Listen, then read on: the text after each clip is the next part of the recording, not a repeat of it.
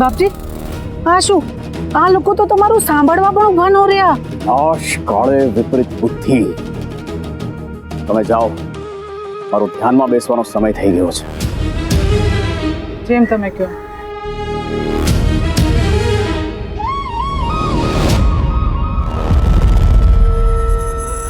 તારે સાચે સાચ ધ્યાન કરવાનો સમય આવી ગયો છે. કોનો વિનાશ આવી રહ્યો છે અને કોની બુદ્ધિ વિપરીત થઈ રહી છે એ વિચાર કરી લે તું. અવગત્યા જીવ, હવે તું મને શીખવીશ મારે શું કરવાનું છે તે.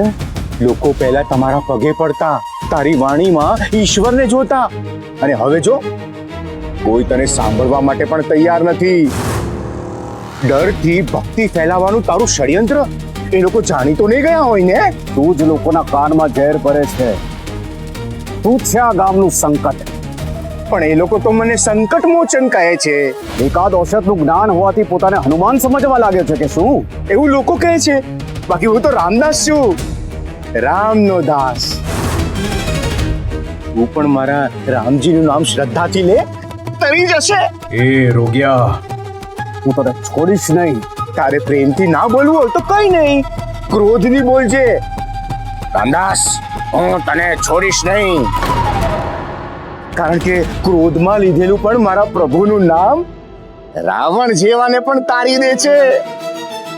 બસ બસ થયો આ ઉપવાસ. હું આટલો સિદ્ધ પુરુષ તારું નામ લઉં?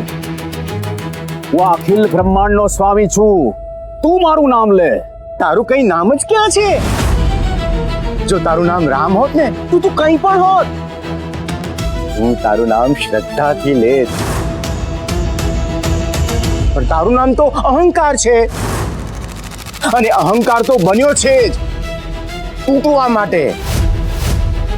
બોલો જય શ્રી રામ.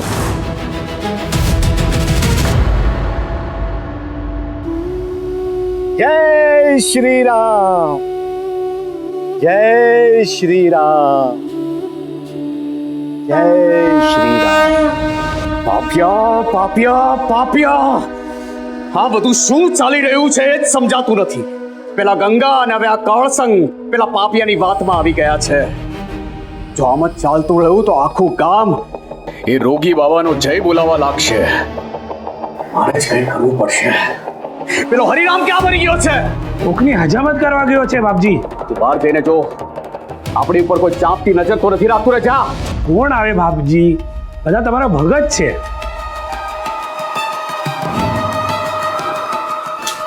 બાપજી, આની શું જરૂર છે? હું તો આપનો ભક્ત છું.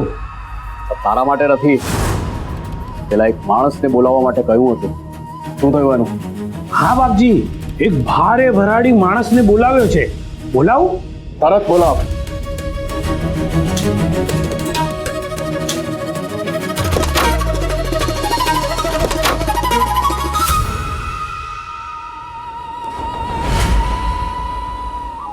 બાપજી, આ ભીમસંગ છે. બહાર જઈને ઉભો રહે, જો અંદર કોઈ આવે નહીં. ઠીક છે બાપજી. પ્રણામ બાપજી. હાલે. આની શું જરૂર હતી બાપજી? હું તો તમારો ભગત છું. આ વખતે ભક્તિની નહીં, શક્તિની જરૂર છે. આ સિક્કા રાખ, પણ મારું કામ થઈ જવું જોઈએ. થઈ જશે, તમે જેમ કહો એમ. પણ કામ શું છે બાપજી? જો કાળસંગ જે જ્યોત લઈને જવાનો છે, એ ભક્તિની જ્યોત જો અખંડ રહી તો ગંગાની શ્રદ્ધા અને ભક્તિ ખૂબ વધી જશે. અને મારે આ કામ છોડીને જવું પડશે, પણ હું એવું થવા નહીં દઉં. મારી કહેલી વાત જો નહીં રહે તો આ લોકોના મનમાં ભય નહીં રહે, તો મારું મહત્વ શું રહેશે? ભય હશે તો હું સમાધાન આપીશ ને. આજ્ઞા કરો બાપજી. જ્યોત કાળસંગની ચિતા ઉપરની જ્યોત બનવી જોઈએ.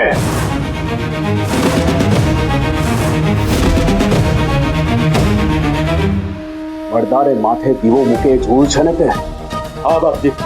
બસ તો કાળસંગનો પીછો કર, અને એવું કઈ કરવાનું છે કે જ્યોત મળદા ઉપરની જ્યોત બને.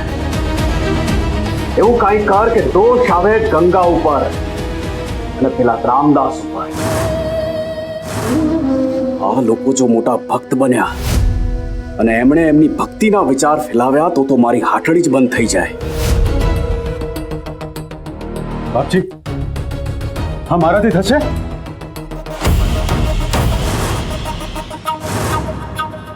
બસ હવે બહુ થઈ ગયું. એક વાર નહીં, બે વાર નહીં, દરેક વખતે મારી યોજનાને પેલો પાપીઓ નિષ્ફળ બનાવી દે છે. આ વખતે મારો વારો છે.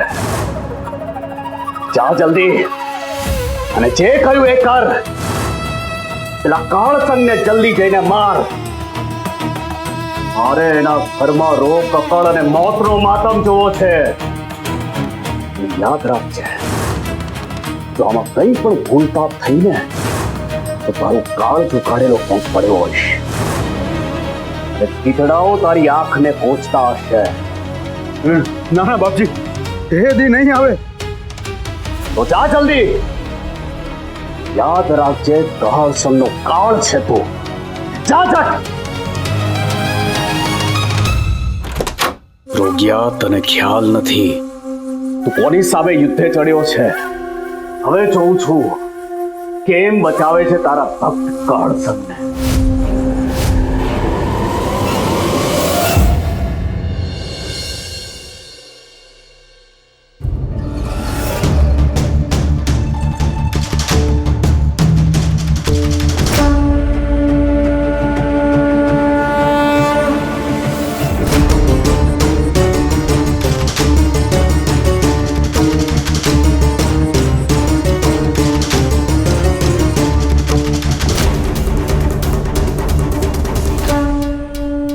बोलो राम लक्ष्मण जानकी जय बोलो हनुमान जी।